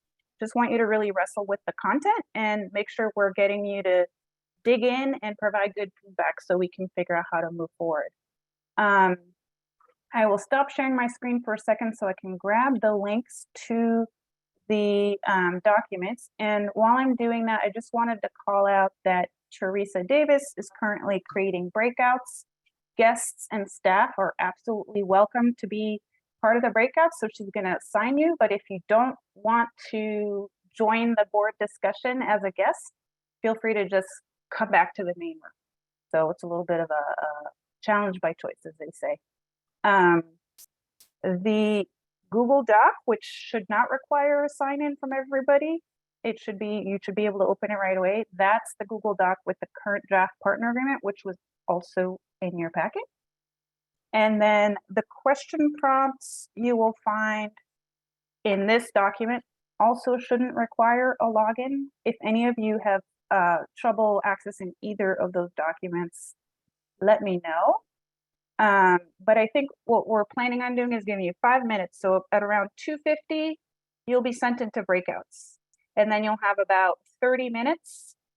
So Teresa, decreasing it to 30, to kind of wrestle with the prompts, and then we'll come back for 10 minutes and kind of report out some general feedback. Everything makes sense? Any questions? All right, we look forward to your feedback. I will mute myself and let you guys start reading the document, and then look forward to you joining the breakouts. And for those incoming board members or new board members, we really hope you can stick around and react to the draft partner agreement. Everyone put your hats on of like your organizations that you work for, and imagine, what does it mean for my organization to like quote unquote sign on to this partner agreement, right? That's the hat we want you to play with today. All right, I'm gonna mute myself, and then in 5 minutes, be ready for some fun.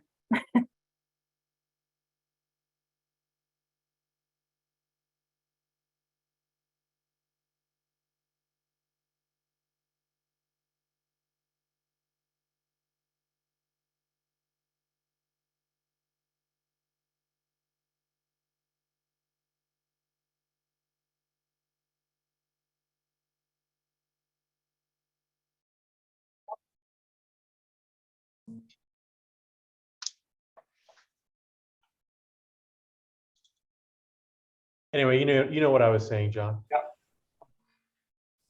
All right, we have exactly 10 minutes. Hopefully that was a good conversation. You wish you'd talk longer. Anybody want to volunteer to report back for your? I will, so I can get it done with. Plus, I had an amazing group of people. Brilliance, complete, total brilliance. It was awesome.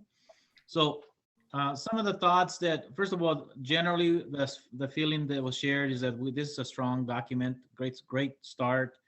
A few areas that were identified as potential improvements is the graphic is not very well explained in the content, in the text.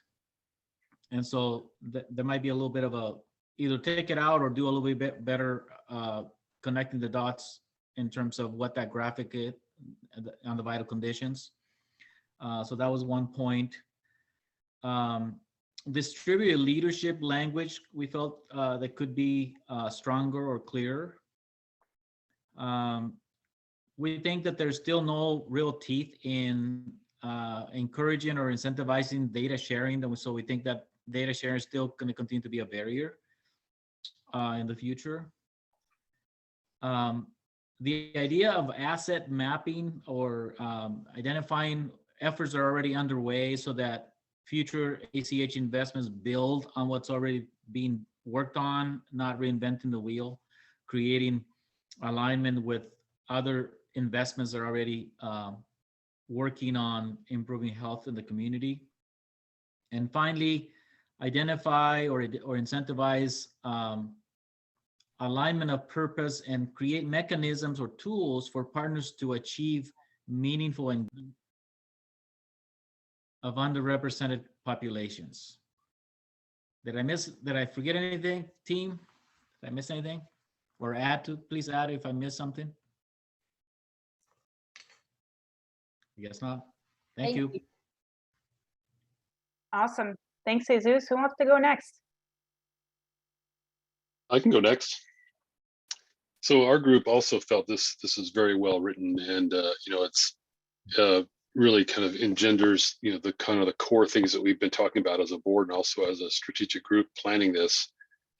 Captures that quite well. The framework of the vital conditions is something that I think draws a lot of positive attention because it does show the interdependence of those needs and how we address those. It needs to be in a balanced way, and that's referenced later in the document below that area.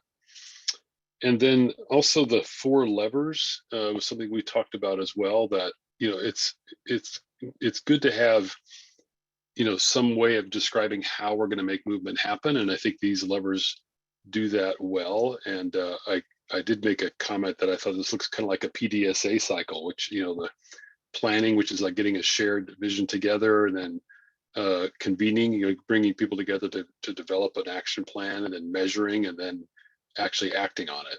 So those 4 levers kind of fit a model that we know works for making rapid process improvement. So I felt that would be, that's a good thing to kind of reflect on about how we're going to look at making these changes that actually have an impact in our community.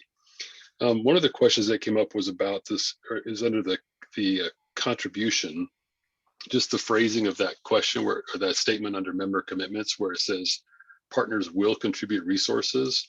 And one of our folks felt like that was a little bit strong because we don't always know what the capacities and capabilities and perspectives are. So it was more like maybe rephrasing it to say partners would be willing to contribute.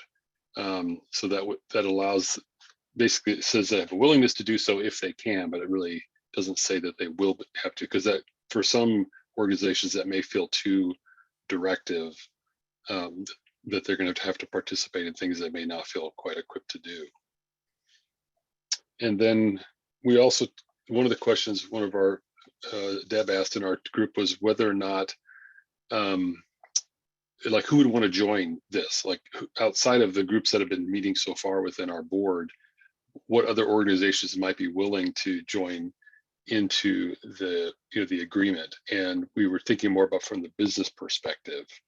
And I think there's going to be opportunity to approach business leaders about what is their vested interest in improving the health of their communities, especially in the domains that we see in the vital conditions, where some of those they have a direct impact on, like meaningful work and wealth and transportation, things like that. So, and also the civic muscle component as well. So that was, I think, having this framework could help draw in members outside of our normal circle that we've had in our current board, and I think that's a positive. Thanks, Mike. Mm-hmm. Who wants to go next? So this is Nancy. I'll attempt to go for our group. So we actually ended up with probably more questions, but I think overall, we all felt it was an inspirational document and that it would, I would want to join because of the document.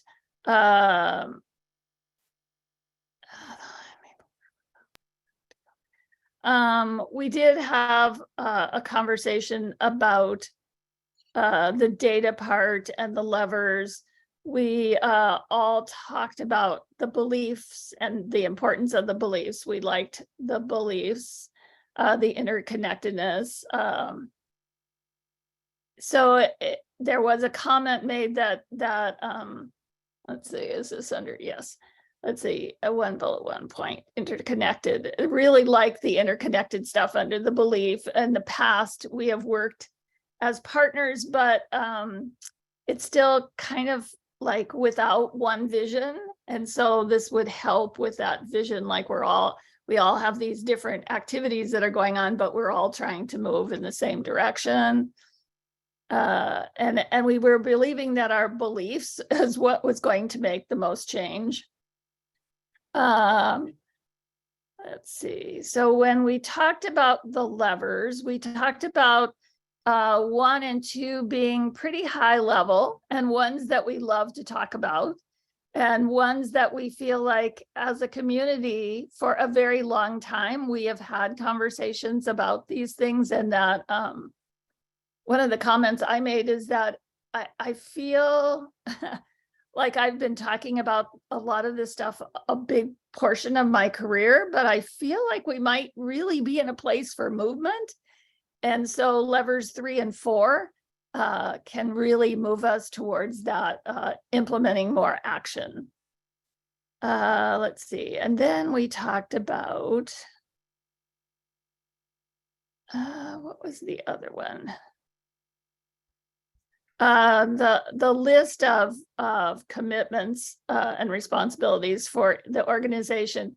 We did talk about in relationship to how large organizations could infuse this throughout all of the way they do business, how much more difficult that might be than small organizations. On the other hand, if I am coming from my world, if I am a small childcare business owner and what is going on in this organization is important to me, though that whole list of commitments might be a little overwhelming. Like being able to attend meetings might just be more than I could like even commit to. So not sure how to think about that. But then we did talk about, so in the end, is this really about organizations who can commit to this type of thing, or are there ways that we can support others to be a part of it? And then there was a comment about there really is no clear commitment to community partnership. When you get down to the those final, like the vision of where we want to be, there didn't, at least there was some conversation about maybe there isn't a commitment to that community partnership. So John, is there anything else you want to add to what I just said, or any of other members in our group? Only quick thing I'd add is there was a little bit of question on clarifying the aim of the network. So it'd probably be worth just re-looking through to feel that the answer could be, that we could answer that question through the partner agreement. Awesome, and I'm mindful of the time. So Molly, I don't know if you suggest we wrap it up and ask people to send in the rest of their feedback later, or just so. Yeah. What do you suggest? I wouldn't mind staying another 5 minutes or so, although I do know that we need to all get going back to our other work. And if any of you need to leave, please, yeah. Yeah. And how many more do we have to report out? 3. And okay. Kat, maybe you can go next, because I feel like this is a good segue from Nancy's comment about community engagement. Sure. So I'll get there in just a second. One of the pieces, well, one, I think we all just thought this was a really useful document and appreciated having both Carolina and Rosalinda in our group. But we had a suggestion around our framework section to potentially move the bottom paragraph up to the top and just kind of push the other 2 down. So you have actually the "we can't wait until people are in crisis. We need to work upstream. The NCACH network uses the vital." So sort of like having that, because it really sort of states the framework and then sort of moves through. So that was one suggestion. And then I think the primary piece where we spent a lot of time is in looking at our beliefs and then in other parts and in the levers, you see that there's an intention around having community voice and community participation. But then when you move down to member commitments, there is not a specific sort of deliberate community voice commitment. And so we're making a suggestion that actually there be a community voice. So that actually be sort of the bolded language as community voice, and then that the language, and I can send this afterwards, be engage the voices of those most impacted by the work in the work, or something to that degree, so that it's intentional that members who are committing to this agreement are committing to that recognition of how they engage those most impacted by the work in the work that they're doing. So that was a big piece that we wanted to bring forward. And then similarly, sort of in the community member section of our impact, it feels a little bit healthcare centered because of the care. And so shifting some of that language to be expanded to care, supports, and services. And then that they need in a welcoming environment, and they feel engaged, and that their voices are making a difference. So like I said, we can send the specific language suggestions, but those are, I think, the biggest areas. And then I think Carolina, I might not be able to completely reflect, but one of the other areas we wanted to call forward was specifically around some of the data pieces as well. So I'll stop there, and Rosalinda and Carolina, if I missed anything, let me know. No, I think that was great. And all this feedback is so great, everybody. Appreciate it. I think there were 2 more groups. Who wants to go next? I can go next. So I think a lot of what we wanted to say has already been said in some ways, but I think that our big question was, who was this intended for? And I think it was clear that it wasn't intended to be, put in front of someone who didn't know much about the ACH. In other words, there's a lot of great language in there, and it's very inspiring. But if you didn't know what all this stuff meant, you wouldn't be signing on the dotted line. In other words, it's intriguing. I think it would get people involved, but I think it's intended for people that already have a fairly deep knowledge of the work and what the ACH is doing. And so,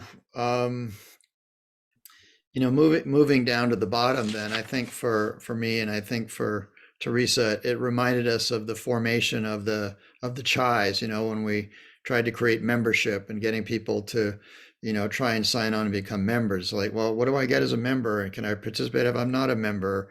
And what does membership do for me? And what do you really expect of me? And so a lot of those questions are not addressed here.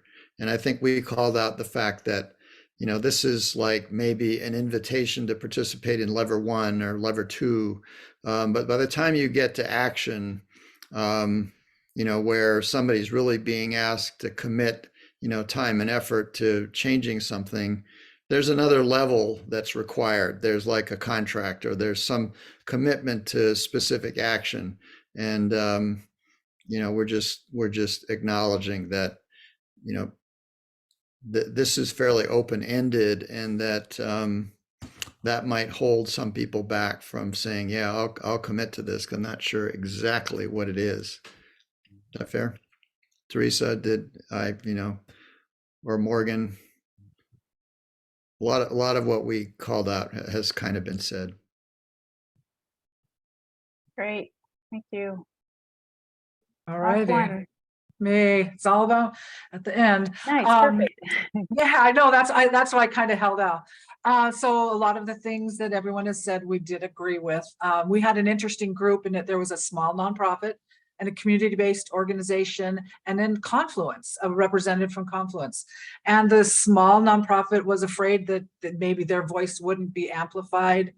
And this community-based organization is so spread out and has so many different pieces of the region that they are working with, to be a voice for that specific region or that specific group.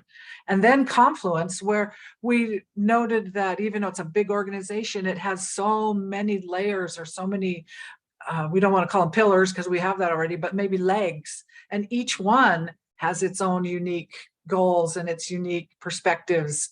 So we don't want to ever lose that, because yes, they are very large, but they're individuals within this large. So we wanted to make sure that that got across. Our communities know best, as in our beliefs. As a community health worker myself, trusted advisor, the one who can speak for those who don't speak. That's our place in this group, and what we could bring to the table. Another piece that we were looking at in the member commitments, for me, the first thing I always do when I look at a contract, what's it going to cost me? So I immediately went here, and it went down to the contribution, and someone else had mentioned contributing resources. And it could be something like, I have space in a rural community that everyone knows. And so that's how I can contribute, where then it's completely different from what Confluence can contribute with their own foundation and things. So I get that, but it was nice. There was no monetary, because I've been to many commitments and many contracts that at the bottom it says, and it's $100 annually a year, or it's $500 based on the size of your organization. So we didn't have that piece, and that was good. Our impact, this one, oh wait, wasn't that, there's one spot that we kind of questioned. It was on our impact and the community members. Thank you. Okay. Oh yeah, community members who have been underserved and marginalized have access to care they need in a welcoming environment. That is our impact. That is the first bullet that very much sounds like the MTP project to me. I don't know if it needs to be expanded or moved down, maybe not number one. Maybe it was partners of different sectors. That's the first bullet.